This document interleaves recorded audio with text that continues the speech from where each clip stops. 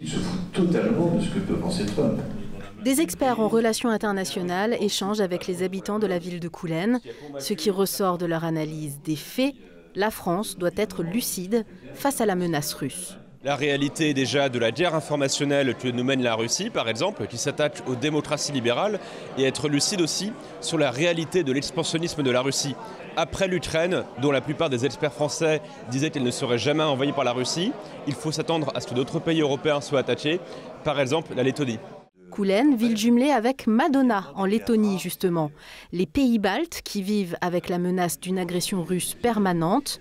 Pour beaucoup, le réarmement des pays membres de l'Union européenne est donc inévitable. Tout d'abord, se réarmer. Se réarmer en tant qu'Européens, se donner les moyens de produire plus en masse, mais également en coopération avec les Ukrainiens, parce que l'Ukraine aujourd'hui est un pays par excellence où toute la technologie militaire puisse se tester pour la guerre de demain et la guerre d'aujourd'hui. Ça fait 30 ans qu'on a désarmé parce qu'on s'était recentré sur les menaces les plus immédiates, comme le terrorisme par exemple.